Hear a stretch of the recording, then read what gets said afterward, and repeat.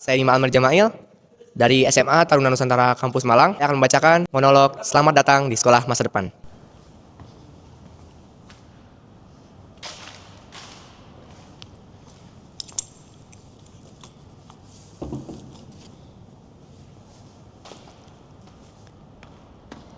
Halo, namaku Raka, siswa kelas 10 dari SMA Negeri 2, Ibu Kota. Yang kata orang, vibe sekolahku ini kayak di masa depan loh. Lihat deh sekitarku. Di sini kami belajar pakai laptop. Ada TV, ada AI buat koreksi tugas. Bahkan ada tempe digital yang bikin kita bisa ngobrol sama guru saat kita mau belajar malam. Keren bukan?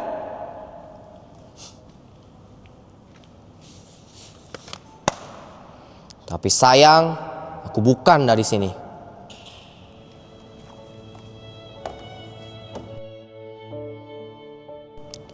SMA Negeri 1 Kecamatan Gunung Jati. Itu sekolahku. Yang letaknya, kalau dari sini aja ya, itu butuh sekitar 3 jam jalan kaki, 2 jam naik ojek, dan tentu satu doa supaya hujan gak turun.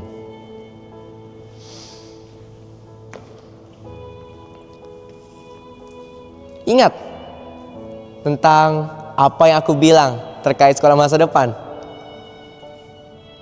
Ironinya, aku belum pernah pakai semua itu.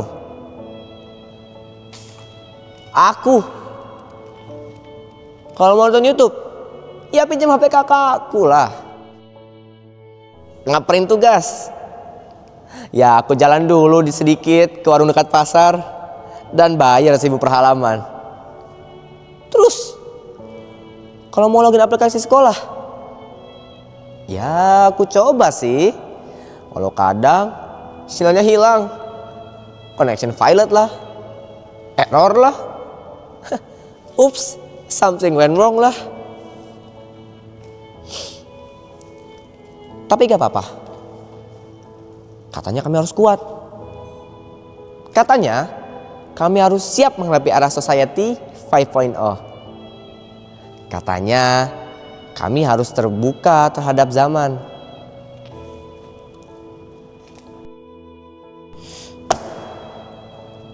Padahal yang berubah cuma kurikulum. Tapi yang mereka cuma namanya. Terus yang masa depan? Ya, alah, cuma di slide pertama rapat menteri. Aku jadi keinget deh. Waktu pertama kali masuk kelas, gurunya bilang, anak-anak, hari ini kalian akan membuat storytelling digital menggunakan Canva atau CapCut. Lalu kalian kirimkan ke Google Drive ya. Bu, izin bertanya, aku belum pernah pakai semua itu. Oh, kamu bisa kok, tinggal download aja di HP. Pakai WiFi sekolah atau pakai WiFi tetanggamu kan bisa, gampang kan?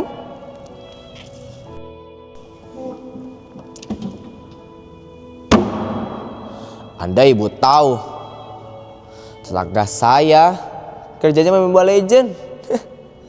WiFi sekolah sudah mati jam 4. Sedangkan kami pulang sekolah jam 5.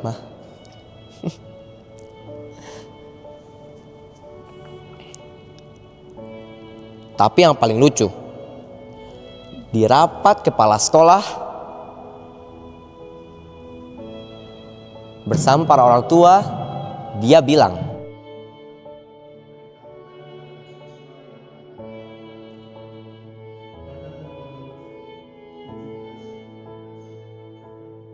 sekolah kita telah menerapkan profil pelajar Pancasila, di mana para siswanya telah diajarkan untuk berpikir kritis, kolaboratif, kreatif, dan mandiri.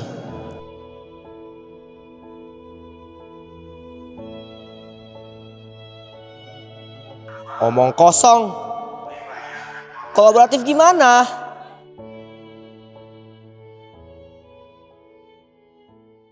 Kalau kami gak bisa meeting online karena sinyalnya kami juga sulit terhadap akses sinyal. Kreatif gimana? Kalau misalnya semua template tugas itu digital, sedangkan kami nggak bisa akses. Karena apa? Karena sinyalnya nge-lag. Mandiri gimana? Kalau apa-apa sekarang harus pakai WA. Ketika kami ngechat guru dengan susah payah mencari sinyal, tidak dibalas ujungnya. Dan nyatanya baru dibalas 3 hari kemudian. Dan yang paling miris, kami disuruh berpikir kritis. Sedangkan waktu aku tanya kepada guru,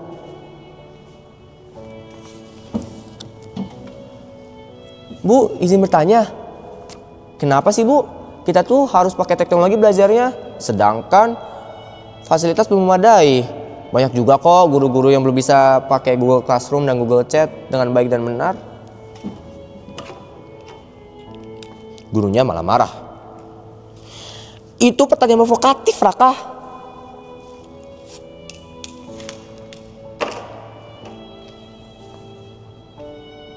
Padahal aku cuma ingin tahu kenapa sekolah masa depan tuh terasa di masa depan. Kenapa dia selalu besok? Kenapa dia selalu di kota? Dan kenapa dia selalu untuk yang punya? Tunggu. Katanya Indonesia bakal punya 10.000 sekolah masa depan. Tapi gak pernah tuh disebut tempatnya di mana. Tapi yang ku tahu pasti bukan di desaku. Desaku masih pakai spidol habis. Papan tulis yang retak. Dan istri kayak suka padam kalau hujan. Desaku masih pakai guru honorer. Gajinya cuma 75.000 per bulan.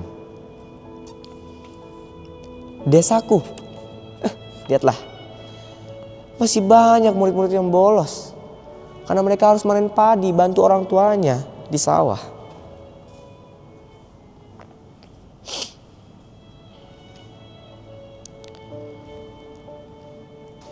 Tapi gak apa-apa. Katanya kami harus kuat. Katanya kami harus tangguh. Katanya juga kami harus lebih terbuka terhadap perubahan zaman. Tapi zaman gak pernah lewat desa. Zaman cuma lewat ibarat kita naik motor yang gak ada hentinya.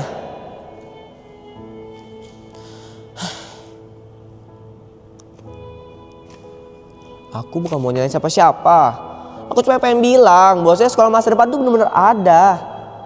Makanya ya harus bisa diakses oleh anak-anak yang gak punya. Harus bisa dirasakan oleh anak-anak yang setiap hari harus menempuh jarak jauh untuk ke sekolah. Dan juga harus bisa dimengerti oleh guru-guru yang belum pernah ikut pelatihan.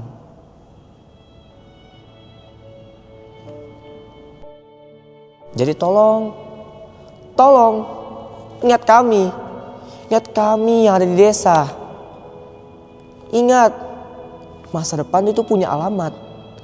Alamatnya bukan hanya di kota, bukan hanya di Jakarta, bukan juga cuma di slide tugas PowerPoint. Masa depan juga ada di desa, di rumah-rumah dekat desa, di atas sepeda tua, di balik layar HP yang retak, dan di dalam dada anak-anak yang terus berharap meskipun sinyalnya ada dan tiada.